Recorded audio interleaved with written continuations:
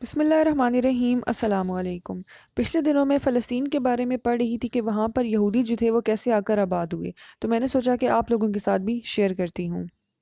زیونزم ایک موومنٹ تھی جو کہ 1896 سے سٹارٹ ہوتی ہے۔ سب سے پہلے 1896 میں ایک آرٹیکل شائع ہوتا ہے اور اس میں یہ کہا جاتا ہے کہ جو یہودی ہیں ان کا اپنا ایک وطن ہونا چاہیے جو کہ فلسطین میں ہی ہوگا، جو الاقصی کے سراؤنڈنگ میں ہے۔ وہاں پر وہ کہتے ہیں کہ ان سے وعدہ کیا گیا تھا کہ وہاں پر جو ہے وہ ان کا ہوم لینڈ ہوگا۔ تو 1896 سے یہ ایک موومنٹ سٹارٹ ہوتی ہے کہ یہودیوں کا اپنا ایک جو ہے فلسطین میں ایک ان کا اپنا جو ہے وہ گھر ہوگا۔ پھر جب ورلڈ وار ون جو 1914 سے 1918 تک رہی، وہ جب وہاں پر اینڈ ہو جاتی ہے تو جو زیونسٹ ہوتے ہیں وہ برٹش امپائر سے ریکویسٹ کرتے ہیں کہ وہ وہاں پر ان کا علیحدہ جو ہوم لینڈ کی ڈیمانڈ ہے اس کو ایکسیپٹ کیا جائے۔ اسی میں 1917 میں جو ہے وہ ایک بیلفور ڈکلیریشن سائن ہوتا ہے جس میں برٹن جو ہے وہ ایکسیپٹ کر لیتے ہیں کہ جو یہودیوں کی یا جیوز کی جو یہ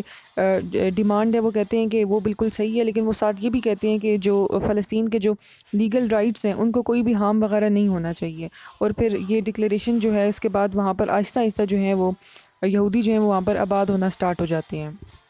1920 اور 1930 میں جو ہے وہ نیشنلزم موومنٹ سٹارٹ ہو جاتی ہے۔ اس سے پہلے 1917 میں جب بولشک ریولوشن آتا ہے رشیا میں، یا 1916 میں جو لکھنؤ ہوتا ہے، اس کے بعد جو ہے وہ وہاں پر الٹرا نیشنلسٹ پارٹیز سٹارٹ ہو جاتی ہیں گرو کرنا۔ اور جو زیونزم ہوتا ہے وہ وہاں پر یورپ میں مزید جو ہے وہ آہستہ آہستہ گرو کر رہا ہوتا ہے، اپنی جو ہے وہ جڑیں مضبوط کر رہا ہوتا ہے یورپ میں۔ 1939 سے 1945 تک ورلڈ وار ٹو ہوتی ہے جس میں مینی جیوز جو ہیں ان کو بہت سے جیوز کو وہاں پر کل کیا جاتا ہے۔ اور اس کے بعد جب یہ وار اینڈ ہو جاتی ہے تو برٹش جو ہے وہ فلسطین کو 1947 میں وہ وہاں سے جا رہا ہوتا ہے اس علاقے سے، اور وہ کہتا ہے اس ایشو کو جو ہے وہ یونائٹڈ نیشن کے حوالے کر جاتا ہے۔ تو یونائٹڈ نیشن اس کو دو حصوں میں فلسطین کو ڈیوائڈ کر دیتا ہے، اسرائیل اور فلسطین کے پارٹس میں۔ اس کے بعد یروشلم کو انٹرنیشنل ٹیریٹری ڈکلیئر کر دیا جاتا ہے، جبکہ جو عربز ہوتے ہیں وہ اس چیز کو ریجیکٹ کر دیتے ہیں اور پھر وہاں سے جو ہے وہ پروٹیسٹ کرنا سٹارٹ کر دیتے ہیں۔ ایجپٹ، سیریا یا جارڈن جو ہوتا ہے یہ سارے پروٹیسٹ میں شامل ہوتے ہیں، آگے آگے ہوتے ہیں۔ عربز جو ہوتے ہیں وہ اب کیا ہوتا ہے وہاں پر کہ عرب جو نیشنلزم ہوتی ہے وہ وہاں پر سٹارٹ ہو جاتی ہے، جس میں سب سے مین کردار جو ہوتا ہے وہ جمال عبد الناصر جو کہ ایجپٹ کے تھے ان کا ہوتا ہے۔ اس کے بعد تو وارز کا ایک سلسلہ شروع ہو جاتا ہے۔ پہلے 1967 میں جو ہے وہ ایک وار ہوتی ہے 6 ڈیز وار کے نام سے، اور اس کے بعد پھر 1973 میں ایک وار ہوتی ہے جس میں ایجپٹ اور سیریا جو ہوتے ہیں وہ مل کر اٹیک کرتے ہیں، جو پیننسولا ہوتا ہے وہ اس کو کراس کرتے ہیں، لیکن اسرائیلی وہاں پر ریٹیلیٹ کرتے ہیں۔ اور 1973 کی وار میں ایجپٹ اور سیریا فورسز کو جو ہے وہ بری طریقے سے شکست ہوتی ہے اور اسرائیلی گولان ہائٹس کا جو پورا علاقہ ہے وہ اپنے قبضے میں لے لیتے ہیں۔ اب یہاں پر آپ 1978 میں دیکھیں ایک ڈیوڈ کیمپ ایکارڈ ہوتا ہے جس میں ایجپٹ جو ہوتی ہے وہ فرسٹ کنٹری ہوتی ہے جو سب سے پہلے اسرائیل کو ریکگنائز کرتی ہے اور اپنا جو پیننسولا انہوں نے لیا ہوا ہوتا ہے اس کو واپس لے لیتی ہے۔ لیکن یہ وہی ایجپٹ تھا جو ماضی میں جو تھا وہ اسرائیل کے اوپر اٹیک کر رہا تھا فلسطینیوں کے حقوق کے لیے، لیکن اب وہی کنٹری سب سے پہلے اسرائیل کو ریکگنائز کرتی ہے۔ پھر 1980 میں جو فلسطین کا ریفیوجی کرائسس ہوتا ہے وہ وہاں پر بہت زیادہ بڑھ جاتا ہے۔ 1987 میں فرسٹ انتفاضہ ہوتا ہے، یعنی وہ پہلی اسرائیلیوں کے خلاف جو ہے پہلی ان کی جو فرسٹ اپرائزنگ، یعنی پہلے وہ دوبارہ سے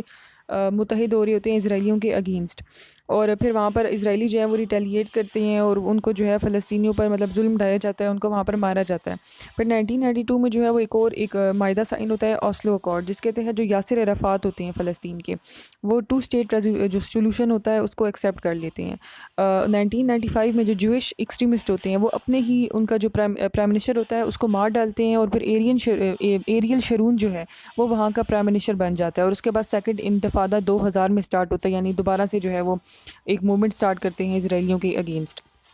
2005 میں جب اسرائیلی غزہ کے علاقے کو چھوڑ کے جاتے ہیں تو وہاں پر اندرون خانہ ہی جو فتح گروپ ہوتا ہے اور حماس جو کہ ملٹری آرگنائزیشن ہے ان کے درمیان کلیش سٹارٹ ہو جاتا ہے وہاں پہ۔ 2007 میں حماس جو ہے وہ فلسطینیوں کی آواز بن کر ابھرتی ہے اور اسرائیل پھر سے جو ہے وہ غزہ کو وہاں پر بلاک کر دیتا ہے۔ تو یہ کلیشز جو ہیں وقفے وقفے سے چلتے رہتے ہیں، اور اس کے بعد اگر ہم دیکھیں تو حماس کے پاس کوئی بھی جو ہے وہ ملٹری اتنی کوئی ایڈوانس ٹیکنالوجی ان کے پاس ہوتی نہیں ہے، نہ ان کے پاس کوئی ویپنز ہوتی ہیں، وہ ایک ریزسٹنس گروپ ہے۔ جبکہ دوسری طرف اگر ہم اسرائیل کو دیکھیں تو یونائٹڈ اسٹیٹ جو ہے وہ اس کو بہت ہی زیادہ ملٹری اکوپمنٹ جو ہے وہ وغیرہ ان کو سپورٹ کرتا ہے، ان کو فراہم کرتا ہے۔ UK، فرانس جو ہے وہ بھی اس کو ویپنز فراہم کرتے ہیں بڑی تعداد میں۔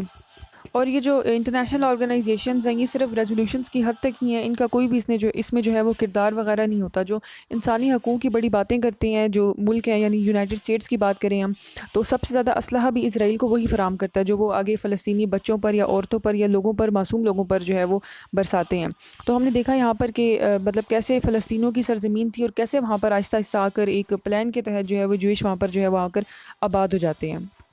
میں نے اس کو زیادہ ڈیٹیل سے جو ہے وہ آپ کو یہاں پر ایکسپلین نہیں کیا ایک ایک چیز، کیونکہ میں صرف یہ بتانا چاہ رہی تھی کہ جو فلسطین کی ایک سرزمین تھی وہاں پر آ کے جوئش کیسے آباد ہو جاتے ہیں وہاں پر آ کر۔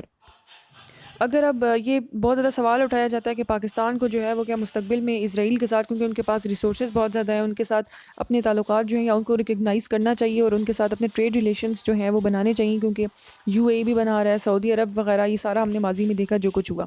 لیکن اگر آپ میرے سے پوچھیں تو میں اس کا جواب یقیناً یہ دوں گی کہ ایبسلیوٹلی ناٹ۔ کیونکہ سب سے پہلے تو اس میں آپ دیکھیں کہ یہ ایک ریلیجس میٹر ہے، اس میں مطلب جو لوگ وہاں پر آباد نہیں تھے، جن کو ایک سازش کے تحت وہاں پر آباد کیا گیا، تو وہاں پر کیسے ہم ان کی مطلب ان کو ریکگنائز کر لیں اور جن کی اپنی سرزمین ہے ان کو وہاں سے بے دخل کر دیا جائے۔ ایک تو یہ بات آ جاتی ہے، اور اگر تسلیم کر بھی لیتے ہیں تو پھر آپ کشمیر ایشو پہ آج کے بعد کوئی بھی جو ہے وہ بات نہیں کر پائیں گے۔ دوسری چیز یہ بھی آ جاتی ہے اس میں،